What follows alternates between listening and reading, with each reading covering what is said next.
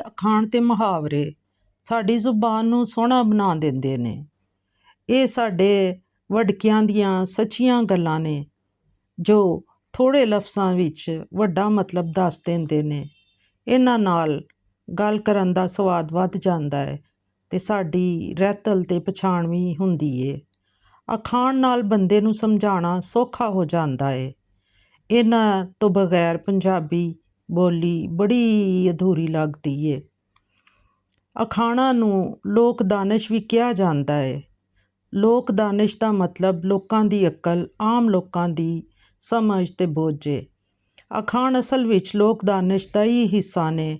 ਫਰਕ ਬਸ ਇੰਨਾ ਹੈ ਕਿ ਲੋਕ ਦਾਨਿਸ਼ ਸਾਰੀਆਂ ਸੱਚੀਆਂ ਗੱਲਾਂ, ਰੀਤਾਂ, ਤਜਰਬੇ ਅਤੇ ਕਹਾਣੀਆਂ ਨੇ।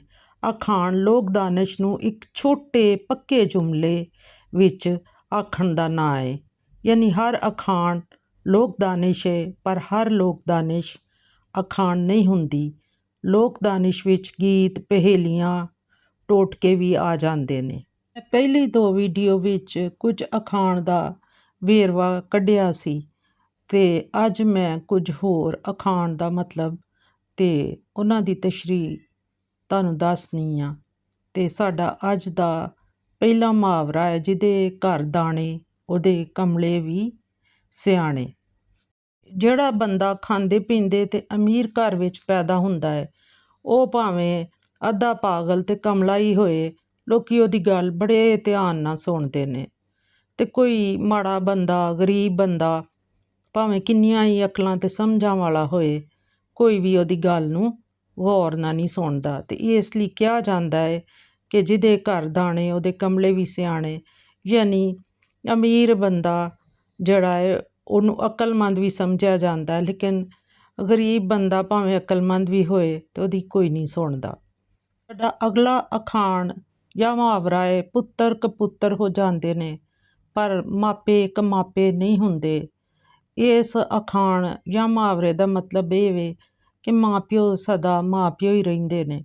ਬੱਚੇ ਭਾਵੇਂ ਨਿੱਕੇ ਹੋਣ ਅਤੇ ਭਾਵੇਂ ਵੱਡੇ ਹੋ ਜਾਣ, ਮਾਂ ਪਿਓ ਉਹਨਾਂ ਦੀ ਫਿਕਰ ਕਰਦੇ ਨੇ, ਉਹਨਾਂ ਦਾ ਖਿਆਲ ਕਰਦੇ ਨੇ, ਉਹਨਾਂ ਦੀਆਂ ਲੋੜਾਂ ਬਾਰੇ ਸੋਚਦੇ ਰਹਿੰਦੇ ਨੇ। ਲੇਕਿਨ ਬੱਚੇ ਜਦੋਂ ਵੱਡੇ ਹੋ ਜਾਂਦੇ ਨੇ, ਸਾਰੇ ਨਹੀਂ ਲੇਕਿਨ ਕੁਝ ਬੱਚੇ ਵੱਡੇ ਹੋ ਕੇ ਮਾਂ ਪਿਓ ਦੀਆਂ ਫਿਕਰ ਨਹੀਂ ਕਰਦੇ, ਉਹਨਾਂ ਦੀ ਪਰਵਾਹ ਨਹੀਂ ਕਰਦੇ, ਉਹਨਾਂ ਦਾ ਖਿਆਲ ਨਹੀਂ ਰੱਖਦੇ। ਜਿਵੇਂ ਮਾਂ ਪਿਓ ਨੇ ਉਹਨਾਂ ਦੀਆਂ ਲੋੜਾਂ ਦਾ ਖਿਆਲ ਰੱਖਿਆ ਹੁੰਦਾ ਹੈ, ਬੱਚੇ ਵੱਡੇ ਹੋ ਕੇ ਉਸ ਤਰ੍ਹਾਂ ਮਾਂ ਪਿਓ ਦੀਆਂ ਜ਼ਰੂਰਤਾਂ ਦਾ, ਲੋੜਾਂ ਦਾ, ਉਹਨਾਂ ਦੀਆਂ ਪਰੇਸ਼ਾਨੀਆਂ ਦਾ ਖਿਆਲ ਨਹੀਂ ਕਰਦੇ। ਅਤੇ ਇਸ ਲਈ ਕਿਹਾ ਜਾਂਦਾ ਹੈ ਕਿ ਪੁੱਤਰ ਕਪੁੱਤਰ ਹੋ ਜਾਂਦੇ ਨੇ ਪਰ ਮਾਪੇ ਕਦੀ ਕਮਾਪੇ ਨਹੀਂ ਹੁੰਦੇ। ਯਾਨੀ ਮਾਂ ਪਿਓ ਕਦੀ ਨਹੀਂ ਬਦਲਦੇ, ਬੱਚੇ ਬਦਲ ਜਾਂਦੇ ਨੇ। ਕਹਾਵਤ ਹੈ ਕਿ ਨਾਲੇ ਚੋਰ ਅਤੇ ਨਾਲੇ ਚਤਰ। ਜੇ ਬੰਦਾ ਚੋਰੀ ਵੀ ਕਰੇ ਅਤੇ ਚਤਰਾਈ ਵੀ, ਹੁਸ਼ਿਆਰੀ ਵੀ ਦਿਖਾਏ, ਯਾਨੀ ਜੁਰਮ ਵੀ ਕਰੇ ਅਤੇ ਫੜੇ ਜਾਣ ਤੋਂ ਬਚਣ ਲਈ ਚਲਾਕੀ ਵੀ ਕਰੇ। ਇਹ ਅਖਾਣ ਉਹਨਾਂ ਲੋਕਾਂ ਲਈ ਵਰਤਿਆ ਜਾਂਦਾ ਹੈ ਜਿਹੜੇ ਗਲਤ ਕੰਮ ਕਰਕੇ ਵੀ ਆਪਣੇ ਆਪ ਨੂੰ ਚਲਾਕ ਸਮਝਦੇ ਨੇ। ਉਹਨਾਂ ਦਾ ਖਿਆਲ ਹੁੰਦਾ ਹੈ ਕਿ ਅਸੀਂ ਗੁਨਾਹ ਵੀ ਕਰ ਲਵਾਂਗੇ ਅਤੇ ਦੁਨੀਆ ਨੂੰ ਬੇਵਕੂਫ ਵੀ ਬਣਾ ਲਵਾਂਗੇ। ਦੂਜੇ ਲਫ਼ਜ਼ਾਂ ਵਿੱਚ ਚੋਰੀ ਵੀ ਅਤੇ ਸੀਨਾ ਜ਼ੋਰੀ ਵੀ, ਚਤਰਾਈ ਵੀ ਅਤੇ ਚੋਰੀ ਵੀ। ਜੀ ਅਗਲਾ ਮੁਹਾਵਰਾ ਹੈ, ਲਾਈ ਲੱਗ ਨਾ ਹੋਵੇ ਘਰ ਵਾਲਾ ਅਤੇ ਚੰਦਰਾ ਗਵਾਂਢ ਨਾ ਹੋਵੇ। ਇਸ ਕਹਾਵਤ ਦਾ ਮਤਲਬ ਇਹ ਵੇ ਕਿ ਘਰ ਦਾ ਬੰਦਾ ਯਾਨੀ ਘਰ ਵਾਲਾ, ਸ਼ੌਹਰ ਜਾਂ ਘਰ ਵਾਲੀ ਬੀਵੀ ਦੂਜਿਆਂ ਦੀਆਂ ਗੱਲਾਂ ਵਿੱਚ ਆਉਣ ਵਾਲੇ ਨਾ ਹੋਣ, ਕੰਨਾਂ ਦੇ ਕੱਚੇ ਨਾ ਹੋਣ।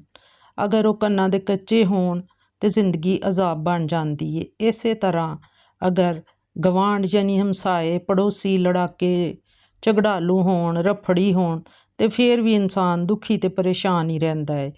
ਇਸ ਲਈ ਘਰ ਵਾਲਾ ਕੰਨਾਂ ਦਾ ਕੱਚਾ ਨਾ ਹੋਵੇ ਅਤੇ ਹਮਸਾਇਆ ਸ਼ਰੀਫ ਅਤੇ ਚੰਗਾ ਹੋਏ ਅਤੇ ਫਿਰ ਹੀ ਜ਼ਿੰਦਗੀ ਚੰਗੀ ਅਤੇ ਵਧੀਆ ਗੁਜ਼ਰਦੀ ਹੈ।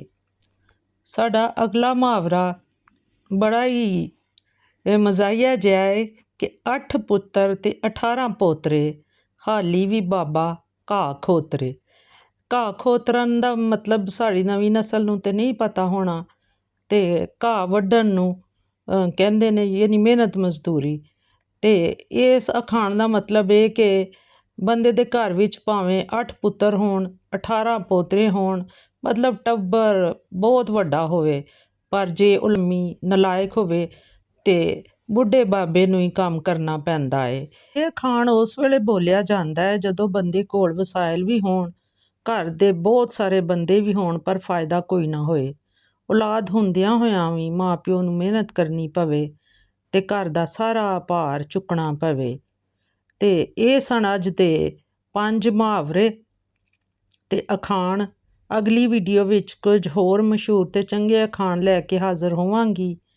ਇੱਕ ਨਿੱਕੀ ਜਿਹੀ ਦਰਖਾਸਤ ਹੈ ਕਿ ਮੇਰੇ ਚੈਨਲ ਨੂੰ ਸਬਸਕ੍ਰਾਈਬ, ਲਾਈਕ ਤੇ ਸ਼ੇਅਰ ਜ਼ਰੂਰ ਕਰਿਆ ਕਰੋ। ਸ਼ੁਕਰੀਆ।